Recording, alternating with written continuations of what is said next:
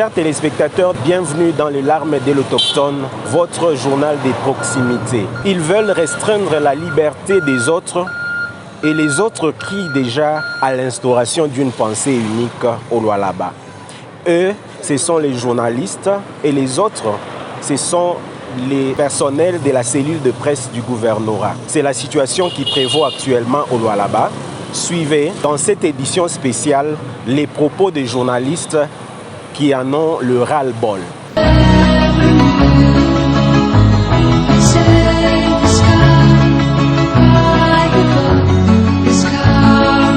Un jour, on a été au gouvernorat.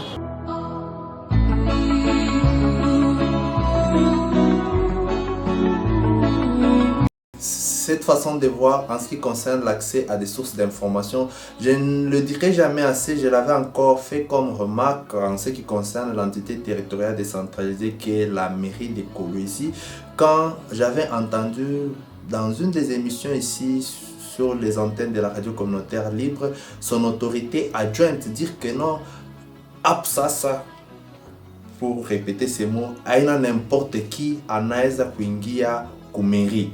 Vite, moi j'avais réagi en disant que ce mode de gestion qui est le nôtre, pour lequel nous tous nous avions dit oui au référendum, qui est à la décentralisation, ce mode de gestion a déjà renversé la pyramide. On dit l'administration plus proche des administrés. Donc au jour d'aujourd'hui, d'aucuns doivent être en mesure de comprendre que ce mode de gestion qui est la décentralisation a prévu à ce que l'accès à l'information, l'accès aux sources d'information soit vraiment facilité à tout le monde, de sorte que, parce que nous parlons de la transparence, nous parlons de la redevabilité, nous parlons du contrôle.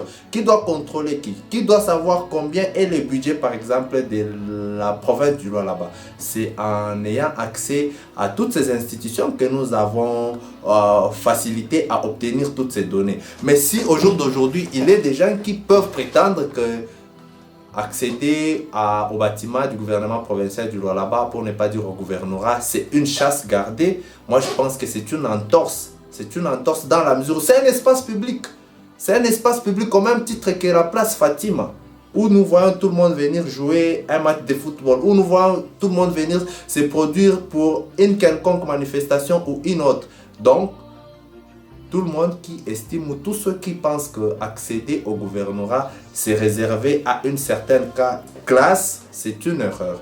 C'est une grosse erreur, c'est une grossièreté, parce que c'est un espace public. D'ailleurs, je vais vous surprendre, tout le monde qui va là-bas, ce n'est pas toujours pour aller commander. Il y a des gens qui y vont pour aussi apporter du leur, ce qu'ils ont dans leur trip, en termes de développement durable, en termes de réflexion, en termes même d'argent. Il y a des gens qui vont au gouvernorat peut-être pour payer, pour amener de l'argent. Quand vous dites n'importe qui, peut-être vous faites seulement allusion aux Congolais ou aux gens de couleur. Mais est-ce que vous savez aussi appliquer le n'importe qui auprès des Chinois?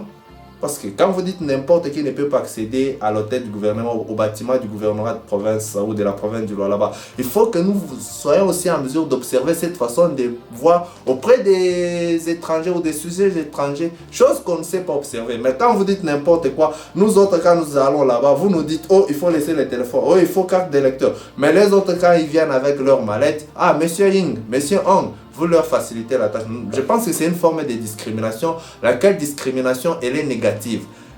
Les espaces publics, la mairie, le gouvernorat, la commune, ce sont des espaces ouverts à tout le monde. Parce que tout le monde peut devenir gouverneur. Ce n'est pas une chasse gardée. Il n'est pas seulement dit que c'est réservé à M. Jeannot, c'est réservé à M. Mika, c'est réservé à Touré. C'est tout le monde qui peut le devenir. Alors dans ce sens-là, d'ailleurs moi je veux, monsieur, vous scandaliser. Vous savez que la Maison Blanche est un site touristique. Vous pouvez prendre une photo dans le bureau ovale. Le bureau ovale, c'est là qu'au jour d'aujourd'hui, Monsieur Joe Biden est en train de travailler. Donc vous pouvez y aller, vous asseyez même dans son siège, dans sa chaise, vous prenez une photo. Nous en avons déjà vu des gens, des Congolais qui prennent des photos à la Maison Blanche. Donc au-delà d'être un espace administratif, il y a aussi sa beauté qui peut aussi servir des zones touristiques à telle enseigne que ça peut attirer tout le monde et tout le monde peut y avoir accès. Donc j'estime que donner de l'information permettre aux gens d'accéder à des institutions publiques, il en va de l'exercice démocratique. Mon nom c'est Mika Antenga, je suis le coordonnateur de Reporters sans frontières. Effectivement, parmi ces journalistes qui ont été humiliés, Mika Antenga en fait partie. Nous sommes le 7 janvier. Mika a été, vous allez couvrir un reportage des exploitants miniers artisanaux qui devaient déposer leurs mémos. Arrivé sur place, j'ai reçu un traitement inhumain. On dirait que j'étais allé demander de l'aide. On dirait que j'étais allé demander qu'on me donne de l'argent. Et pourtant, je n'étais là que pour chercher l'information. Ce qui se passe actuellement au gouvernorat, c'est inadmissible. Le gouvernorat, c'est une institution publique. Et quand nous y allons, ce n'est pas pour aller chercher de l'argent. Il n'y a pas nos frères là-bas, mais nous allons chercher l'information parce que c'est un travail. Malheureusement, c'est ce qui est déplorable. On s'imagine des choses où on attribue certains journalistes le rôle qu'ils ne jouent pas à en arriver à prendre le journaliste et les mettre dans le sac des opposants. C'est quand même grave. Un journaliste n'a pas de couleur, un journaliste n'a pas d'âme. C'est quand même curieux pour moi que je sois taxé de l'opposition. Je n'ai jamais fait de la politique. Je vois mal qu'un journaliste comme moi me taxe d'un opposant. Nous savons que chaque média a sa ligne éditoriale. Je ne partage pas cet avis, je ne partage pas cette manière de faire les choses, où tous les journalistes doivent se soumettre au reportage de la cellule de communication ou venant du gouvernorat. Ça, je ne partage pas cet avis. Aujourd'hui, nous, c'est une fierté au sein de Reporters sans frontières de voir que les gouverneurs, vice-gouverneurs, gouverneurs à l'intérim, faire une descente à Moussonoï, aller voir les cris de détresse de la population par rapport au minage des 3 entreprises. Nous avons dénoncé au sein de Reporters sans frontières. Aujourd'hui, c'est une fierté. Voilà comment est-ce que nous devons aider l'autorité à travailler. Malheureusement, c'est ce qui est déplorable. On s'imagine des choses où on attribue certains journalistes le rôle qu'ils ne jouent pas à en arriver à prendre le journaliste et les mettre dans le sac des opposants. C'est quand même grave. Un journaliste n'a pas de couleur, un journaliste n'a pas d'âme. C'est quand même curieux pour moi que je sois taxé de l'opposition. Je n'ai jamais fait de la politique. Je vois mal qu'un journaliste comme moi me taxe d'un opposant. Nous savons que chaque média a sa ligne éditoriale. Je ne partage pas cet avis, je ne partage pas cette manière de faire les choses, où tous les journalistes doivent se soumettre au reportage de la cellule de communication ou venant du gouvernorat. Ça, je ne partage pas cet avis. Aujourd'hui, nous, c'est une fierté au sein de Reporters sans frontières de voir que les gouverneurs, vice-gouverneurs, gouverneurs à l'intérim, faire une descente à Moussonoï, aller voir les cris de détresse de la population par rapport au minage des 3 entreprises. Nous avons dénoncé au sein de Reporters sans frontières. Aujourd'hui, c'est une fierté. Voilà comment est-ce que nous devons aider l'autorité à travailler.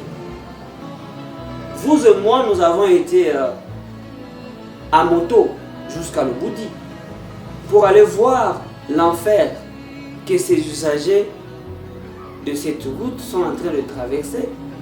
Mais c'est une fierté pour nous d'apprendre qu'il y a les engins qui sont à l'Oboudi pour la réfection de cette route.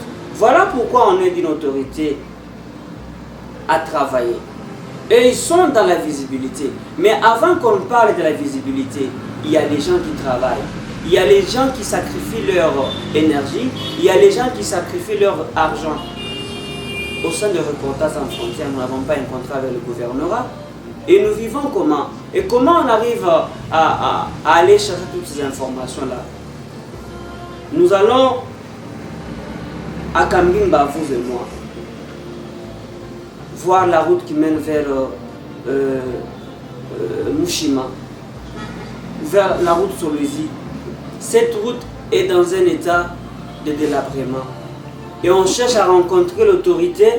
Je ne sais au nom de quel principe nous devons passer par le gouvernorat et attendre que le gouvernement fasse un reportage. Vous pensez ce genre de reportage, le gouvernorat va faire passer ce genre de reportage? Nous acceptons que la cellule de communication fasse son travail en toute transparence et liberté. Mais permettez-nous aussi de faire le nôtre. Et notre travail consiste à dénoncer le mal qui ronge la population. Voilà un peu, c'est avec regret que j'ai été humilié au gouvernorat, comme si j'étais allé chercher un poste ou aller chercher un emploi au gouvernorat. Du moment où la loi, notre constitution à son article 24 dispose que l'accès à l'information est garanti à tout citoyen. Mais ce que nous voyons, c'est le contraire. Je peux me permettre de dire que c'est l'instauration d'une pensée unique. Et ils ne s'imaginent pas les conséquences que ça pourrait avoir à la longue. C'est bien beau, aujourd'hui vous êtes locataire au gouvernorat, mais c'est éphémère. Hier, il y avait les gens qui travaillent là-bas, aujourd'hui ils ne sont pas là. Ils doivent savoir qu'ils sont locataires là-bas. Ils doivent traiter les gens dignement, et surtout les journalistes que nous sommes. C'est quand même regrettable. Et ce n'est pas de cette manière qu'on doit aider une autorité à travailler. Aider une autorité, c'est savoir lui présenter la vraie situation et l'image du Lualaba. Et ça, ce n'est pas l'image du Lualaba, c'est que nous sommes en train d'assister aujourd'hui. Moi, c'est Emmanuel Casco. Je suis rédacteur en chef de la structure Reporters sans frontières. Les manques d'accès des journalistes au gouvernorat, c'est une situation anormale. Pourquoi anormale? Le loi du pays prône la liberté d'accès à l'information. Autrement dit, la Constitution dit que toute personne a droit à l'information. Et avoir droit à l'information, c'est donner accès libre aux professionnels des médias à toutes les sources. Quand on restreint l'accès des journalistes aux sources d'information, ça devient déjà une violation des droits humains. La dernière fois que je suis passé au gouvernorat, on me dira que pour garder la réputation, pour protéger la réputation de l'autorité provinciale, il a été décidé que les journalistes n'aient plus accès au gouvernorat. Or, le gouvernorat, nous le savons, c'est une source d'information. Mais vous voulez protéger qui? Contre qui et contre quoi? Nous avons eu des gouverneurs ici, nous avons eu des maires ici qui informaient, qui parlaient. Mais quand vous voulez protéger quelqu'un, est-ce qu'il présente des insuffisances que vous voulez protéger? Donc là, c'est vraiment anormal que les journalistes n'aient pas accès à l'information. Et c'est pourquoi peut-être l'autorité qui me suit en ce moment, il doit prendre ses dispositions pour éradiquer, pour extirper toutes ces racines-là qui ternissent son image en croyant la protéger alors qu'ils sont en train de ternir son image. L'autre cas, il y a encore Grace Kalong et John Mwima de notre chaîne qui ont été encore humiliés. Donc, ils sont arrivés, ils ont respecté le protocole. Mais quand ils sont entrés, il y a les policiers qui étaient là dehors, ils ont dit « Non, pourquoi vous avez laissé les gens de Mikuba entrer? Qu'est-ce qu'on a déjà dit à propos des gens de Mikuba ?» On les a rappelés, ils sont rentrés et il fallait, à partir de dehors, appeler Monsieur Josué pour qu'il donne l'ordre afin qu'il puisse accéder dans l'installation du gouvernement. Le troisième cas, Teddy Dizamba, avec nos partenaires, il a été également chassé. Et là, on a remarqué que le gouvernorat était en train de s'acharner uniquement à Mikuba parce que c'était une chaîne appartenant à Richard Mouyej.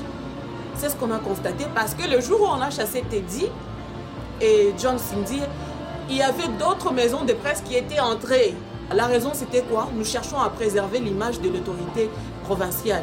Parce que, entre guillemets, quand madame la vice-gouverneure est en train de s'exprimer et qu'il y a des bavures dans ses dires, ce sont les journalistes de Mikuba qui prennent ces bavures-là pour les partager sur les réseaux sociaux et partager à d'autres, je sais pas, d'autres personnes pour se moquer de madame la vice-gouverneure. C'était ça la raison qu'ils ont avancée hier. Le chef de l'État, durant son mandat, il a voulu faire de la presse un vrai quatrième pouvoir. Et donc, ce que nous déplorons, c'est le fait que nous soyons maltraités. Et malgré que nous sommes maltraités, nous ne voyons aucune réaction des autorités, nous ne voyons aucune réaction de JAD, nous ne voyons aucune réaction de l'UNPC. Pour le premier cas, il y a le président de l'UNPC et M. Jenny Gomer qui ont été allés voir M. Josué. Et il leur avait dit que c'était une histoire politique. Pourquoi chercher à mettre l'histoire politique dans le chef de journaliste? Nous ne sommes pas politiques, nous sommes apolitiques et donc laissez-nous faire notre travail correctement. Vous vous dites que vous êtes en train de prôner l'état de droit. Vous êtes en train de vous dire que vous avez réuni tous les lois Labé. Contrairement à ce qui se disait sur les réseaux sociaux, contrairement à ce que nous vivons nous-mêmes le Labé ici, je ne peux pas entrer en profondeur, vous vous dites que vous êtes en train de réunir le Labé et donc ce que nous voyons c'est le contraire. C'est le contraire. Si vous prenez vraiment l'unité dans cette province, laissez les journalistes travailler tranquillement. Si vous voulez arranger ou préserver l'image de l'autorité provinciale, faites-le d'une autre manière et d'une manière professionnelle parce que je sais que vous êtes des professionnels. Je sais que vous êtes des professionnels. Ce n'est pas pour rien qu'on vous a mis à la tête de la cellule de communication du gouvernorat. Ce que nous déplorons de plus, c'est que on est en train de parler du bâtiment du gouvernement provincial. Ce n'est pas au gouvernorat. Quand on parle du gouvernorat, on voit l'autorité provinciale, on voit l'exécutif. Mais quand on veut aller dans des ministères, là, il n'y a pas l'autorité provinciale. Et donc, laissez-nous quand même faire notre travail correctement. Occupez-vous de l'image de votre autorité comme il se doit, en respectant les droits et les limites et vos limites, en respectant bien sûr les droits des autres et vos limites, mais aussi en les faisant d'une manière professionnelle. Si moi j'étais à votre place, je pouvais voir comment recadrer les histoires au lieu que... Parce que aujourd'hui, je prends l'exemple, madame la vice-gouverneure ne restera pas toujours ici à Kolwezi. Elle est appelée à se déplacer, elle est appelée à aller d'ici et là, elle est appelée à aller dans la capitale pour rendre des comptes et tout ça. Et il y a d'autres journalistes qui sont là. Ils seront obligés de filmer et envoyer les images. Et nous, quand on nous envoie les images, les éléments déjà bien traités, nous les faisons passer comme ça. Et donc, ça ne sera pas l'erreur des journalistes de Kolwezi ou encore des journalistes de Mikuba.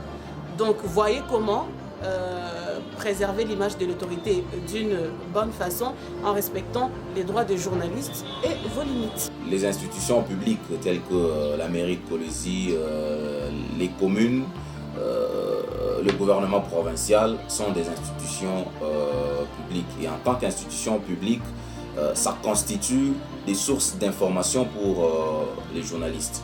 Et le journaliste a droit à l'accès à cette information. C'est un droit qui lui est reconnu par plusieurs textes légaux de la RDC, notamment la Constitution dans son article 24, qui permet à ce que tout le monde ait accès à l'information. Le code éthique du journaliste dans son article 17 permet aussi aux journalistes d'avoir accès à toutes les sources d'information. Maintenant, refuser aux journalistes d'accéder à ces sources d'information, c'est aller à l'encontre de ces textes légaux. Ça, c'est d'une part. Et la Constitution qui reconnaît l'accès à l'information à tout le monde, ce n'est quand même pas toute la terre qui va aller au gouvernorat prendre l'information. C'est le rôle du journaliste qui est en quelque sorte une courroie de transmission entre les institutions publiques et la population. C'est aux journalistes d'aller prendre ces informations et informer la population. Maintenant, le plus grand problème se pose au moment où c'est tout le monde qui se revêt et qui devient journaliste.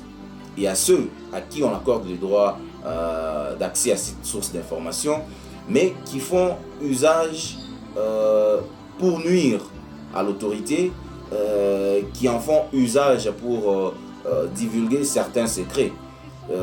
On n'a pas le droit d'accéder à toutes les sources d'information, bien sûr, mais il faut que les journalistes, les vrais journalistes professionnels, puissent prendre ces informations et les traiter tout en respectant certains textes et mettre ces informations à la place publique. Aujourd'hui, il ne suffit pas d'avoir seulement une caméra, un dictaphone ou un appareil photo pour être appelé journaliste. C'est ça aussi le problème. Quand ces institutions commencent à refuser maintenant aux journalistes d'accéder, c'est parce qu'il y a les abus. N'importe qui se présente là, journaliste sans carte, des fois avec des caméras sans batterie, des dictaphones sans pile. Donc il y a quand même un monde qui s'est créé dans cette profession qui commence à abuser et à salir notre profession. Ce que nous allons peut-être demander, c'est que les structures qui gèrent les journalistes doivent maintenant se réveiller et mettre les choses en ordre. Au besoin, on peut présenter des plaidoyers aux autorités politico-administratives pour leur dire un journaliste qui veut avoir accès à une source d'information, il faut lui accorder cet accès moyennant certaines conditions. Là, je pense que ça va aller. Parce que le gouvernorat est une institution qui a des règles. Nos confrères de la cellule de communication qui ne sont plus journalistes, parce que quand vous êtes dans une cellule de communication, vous êtes obligé de vendre l'image, ça veut dire que vous n'êtes plus journaliste. Et eux sauvegardent l'image de l'institution.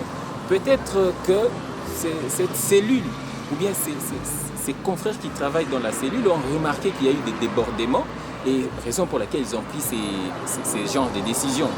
Et j'ai vu des gens se plaindre par rapport à l'accès des journalistes au gouvernorat. On ne peut pas se lever le matin et aller dans une institution comme celle-là et je ne sais pas aller, qu'est-ce que vous allez faire, quand, comment. Je pense qu'il doit y avoir des règles et ces règles-là devront être bien suivies. Donc je ne partage pas l'idée de mettre le journaliste à la porte, de les traiter n'importe comment, mais il doit y avoir un règlement, savoir si vous venez au gouvernorat, vous voyez telle personne qui vous identifie et vous lui dites ce que vous venez faire. Parce qu'il y a plusieurs ministères, peut-être que l'individu va pour voir tel ministre, peut-être qu'on l'a appelé pour une interview avec un ministre, parce que, entre guillemets, chaque ministère a quelqu'un avec lequel un journaliste avec lequel il travaille. Tous les ministres ne travaillent pas avec la cellule du gouverneur. Il y a des ministres qui travaillent avec des journalistes qui tournent également des éléments selon leur vision. Il y a des éléments payants, par exemple, on peut nous appeler au gouvernorat pour un élément payant, il y a telle activité où on va nous payer. Donc là, ça n'engage pas la cellule de communication, mais la cellule doit savoir que dans l'enceinte, il y a des journalistes qui sont ici pour tel travail. Voilà, moi je pense qu'il s'agit juste d'améliorer la façon de travailler et d'arranger les histoires entre les confrères de la cellule de communication et les journalistes. Mais c'est quoi la pensée unique? Le fait de vouloir que tout le monde se conforme à ce que vous voulez. C'est déjà l'instauration d'une pensée unique.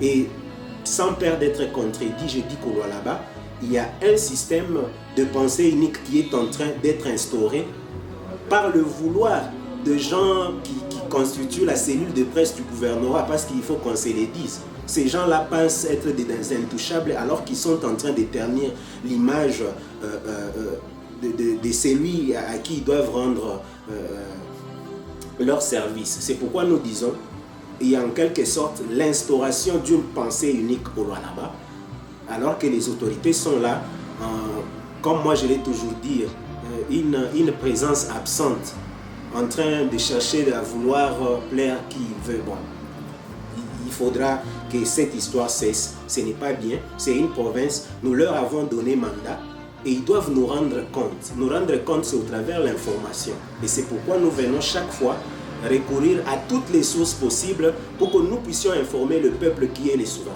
primaires. Non, quand les droits des journalistes sont bafoués, donc on ne peut pas confirmer qu'on est dans un état de droit ou dans une province qui respecte vraiment les droits de l'homme. Non, on se sent menacés, on se sent vraiment marginalisés, nous les journalistes des autres chaînes, par nos propres confrères qui travaillent dans la cellule de communication de Madame le vice-gouverneur du Lualaba. Que ça vienne de X ou de Y, mais nous sommes touchés directement. C'est à eux, à partir de ce message, voir la responsabilité de tout un chacun et résoudre le problème là où il est. Nous voulons avoir l'accès à l'information et le gouvernorat, c'est une institution publique comme la mairie, comme l'Assemblée provinciale. Je vois mal aujourd'hui, je vais à l'Assemblée provinciale où Madame le vice-gouverneur devait présenter son budget. Vous trouvez une liste, la liste de médias, sous prétexte que les autres ne vont pas entrer. Ce n'est pas normal. Même à l'Assemblée, on amène une liste. Ça se fait où? On n'a jamais connu ça ici au Lualaba. Ça, c'est une situation qui me dépasse et je suis écœuré que ça vienne de la chaîne de communication du gouvernorat. Pour une information, c'est un seul événement, mais qui peut avoir plusieurs angles à traiter selon tel ou tel autre média. Si on doit se référer au texte des journalistes, ça ne s'explique pas. On ne peut pas prendre un seul élément et les diffuser dans tous les médias, parce que chaque média a sa ligne éditoriale, chaque média a sa façon de travailler, de traiter l'information, tout en restant bien sûr sur le principe qui dit les faits sont sacrés, les commentaires sont libres. Et que ces gens-là qui interdisent l'accès des journalistes nous disent on protège l'autorité contre quoi? Est-ce que les journalistes sont devenus des rebelles qui peuvent tuer ou quoi? Et pourtant ils viennent chercher des informations. Et taire l'information dans ce sens-là peut avoir des conséquences néfastes sur la province si la province n'arrive pas à communiquer. Il faudra bien sûr communiquer, que nous sachions comment la chose publique est gérée. Et c'est ça même la base ou le fondement de toute démocratie. Mais il existe des lois sur la presse dans notre pays. Il y a en droit ce qu'on appelle diffamation. Quand on ne présente pas la réalité, quand on essaye de tronquer les informations, la personne lésée a le droit d'ester en justice. Mais ça ne donne pas droit à une catégorie de gens de restreindre la liberté des autres. Mais si quelqu'un tombe dans l'infraction de diffamation, la loi prévoit que cette personne-là soit punie si il y a quelqu'un qui s'y sent lésé. Les institutions judiciaires sont là pour ça. Mais ce n'est pas une raison qui fait que ça a toujours été comme ça. Les gens ont toujours tronqué, mais il existe aussi ce qu'on appelle droit de réponse. Si vous estimez que l'information qu'on a passée par rapport à moi n'est pas correcte, vous pouvez demander à cette chaîne-là, à cet organe qui a publié, que vous puissiez donner votre droit de réponse ou appliquer votre droit de réponse.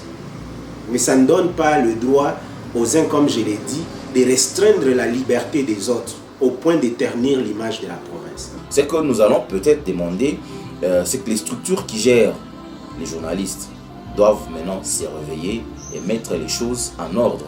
C'est au président de l'UNPC de prendre les choses en main. Il doit être actif et il doit être un vrai manager. Il doit comprendre les difficultés que rencontrent les journalistes du Lualaba et il doit les réunir, récolter toutes ces difficultés et ensemble on essaie de travailler et proposer des solutions durables. Parce qu'aujourd'hui, quand le vrai et les faux journalistes sont tous chassés dans des institutions publiques, ça salit la profession.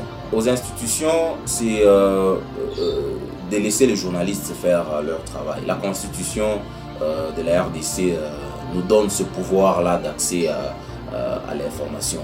Et ne recevez pas n'importe qui au nom des journalistes. Recevez de vrais journalistes tout en vous référant aux structures qui gèrent les journalistes. Si vous avez des doutes sur un monsieur ou une dame, contactez l'UNPC, contactez GED. Au besoin, vous connaissez les médias qui existent depuis belle lurette, des médias crédibles. Si ces journalistes viennent de ces médias crédibles, il faut leur accorder l'accès à cette information. Parce que les informations que les institutions détiennent sont très importantes pour la population. Mais les gens pour qui vous avez des doutes, à mon humble avis, il ne faut pas leur accorder cet accès.